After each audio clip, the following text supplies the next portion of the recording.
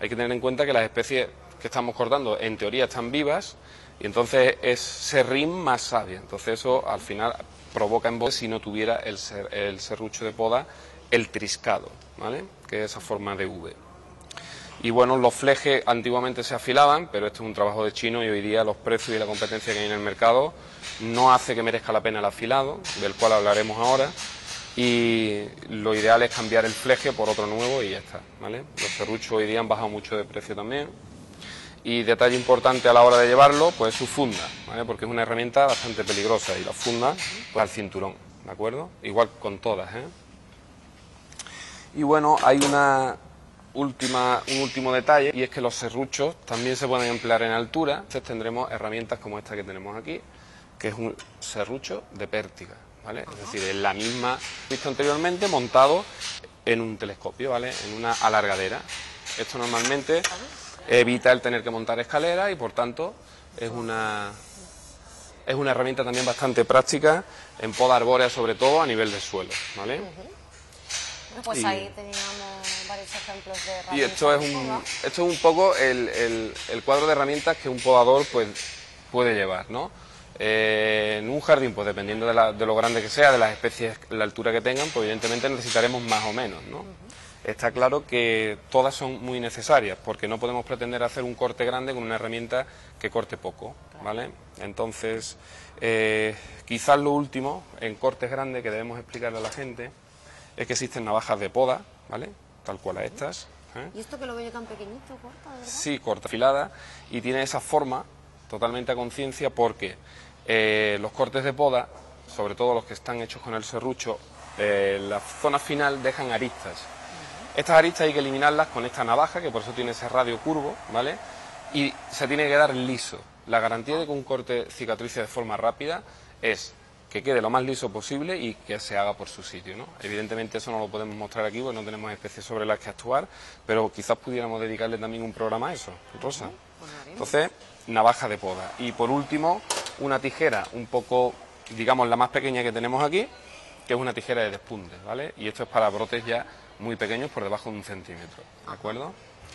Entonces, quizás la semana siguiente podamos ver algunos ejemplos de cómo hacer despunte y cómo hacer corte en madera más grande, ¿vale? Para que la gente vea el procedimiento cuál es. Pues seguro que lo haremos, porque nos gusta no solamente explicarles qué tipo de herramientas existe, sino también hacer esa práctica que tanto nos gusta para que vean ustedes cómo en realidad se hace una poda. Y vamos a hablar también de ese afilador para las herramientas de poda, ¿no? En el mercado muchísimos ya, ¿no? Pero quizás el que más podemos aconsejar es la piedra de afilar normal. Esto tiene distintos granulometría, distintos granos, unos más finos y otros más gruesos.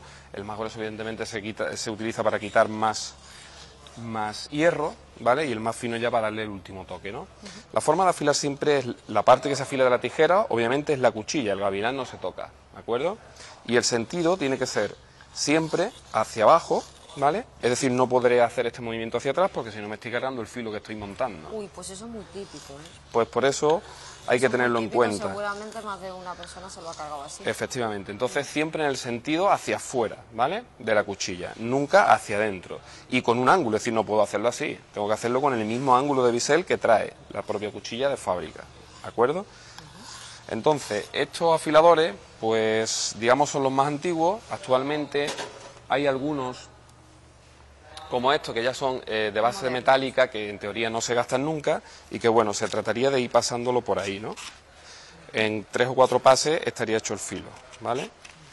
Y esto pues hay que adaptarse a ello, ¿vale? Lo ideal sería desmontar la tijera entera, pero según comentan, pues es una herramienta que va a desbancar a los afilados de piedra, pero bueno. Y después una piedra que ya es muy cara porque son piedras al aceite que se denominan, es una cosa como esta, tiene un grano muy fino, es para darle el toque de afilado a herramientas que precisan un corte muy fuerte, ¿no? Por ejemplo, la pala del podador de palmera, ¿no? La pala del podador de palmera se afila con esta piedra. Incluso los carpinteros que nos estén viendo pues sabrán que esta piedra también se utiliza para los formones, ¿no? Es decir, dejarle un toque perfecto, ¿no? Digamos, a la zona de afilado, ¿vale? Y es una labor de mantenimiento de la herramienta que obviamente lo que nos hace es garantizarnos de trabajar de forma segura, contrariamente a lo que se piensa. Rosa, las herramientas, mientras más afiladas estén, son más seguras, todas las herramientas de corte, incluidos los cuchillos de nuestra casa. Si no, hace falta una reflexión: con el que te pegas el tajo fuerte es con el que peor afilado está, porque estás haciendo más fuerza para cortar, ¿vale? Por lo tanto, las herramientas de poda siempre tienen que estar limpias y afiladas, ¿vale? Bueno, pues ahí teníamos esa selección que hoy hemos cogido de herramientas de poda. Siempre, bueno, que hay que recomendar que hay que tener cuidado, ¿verdad? Y supongo que también los profesionales que tienen grandes jardines pues tendrán todo esto en cuenta. Claro, por supuesto. No la ama de casa va a coger la primera que pille para cortar, no lo creo. No, a nivel jardinería, evidentemente, la herramienta que más se usa es esta. Es así, porque esta la hemos visto. ¿Vale? Y bueno, es peligroso si el dedo se pone en medio, evidentemente se lo lleva rápidamente, ¿no? Eso hay que tener cuidado. Entonces, protegerse, sobre todo la mano izquierda para los diestros y al revés, ¿no? Pues la mano derecha para los zurdos, y decir que también hay en el mercado ya tijeras para zurdos y tijeras para diestros, ¿no? ¿Sí? Sí. Bien pensado. Existen, porque claro, la persona que tiene que estar trabajando en poda y sea zurda, tiene que adaptarse al corte derecho, pues es un poco complicado. Entonces ya se fabrican con esa salvedad, ¿vale?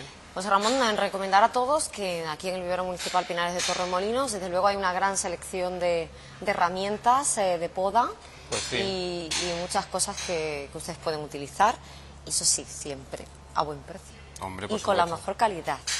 Hay siempre donde poder elegir, ¿no? Herramientas más profesionales, la herramienta un poco más bricolaje, pero intentamos de que haya pues un abanico de que la gente pueda disponer de la herramienta que precise a buen precio, ¿no? Y que les volvemos a recordar que siempre ustedes pueden preguntar la herramienta que más le conviene o cómo debe hacerlo, porque tienen aquí un equipo estupendo de profesionales que están para ayudar y para dar buenos consejos como siempre. Perfectamente, definido. Que en la semana que viene hacemos práctica, ¿no? Sí, vamos a intentar de buscar algunos ejemplares, si el tiempo en la calle nos lo permite, vamos a poner algunos ejemplos de cómo cortar despunte y cómo hacer cortes de rama de gran calibre, ¿vale? José Ramón, pues quedamos en eso. Ha sido un placer y nos vemos la semana que viene. Hasta la semana que viene. Gracias.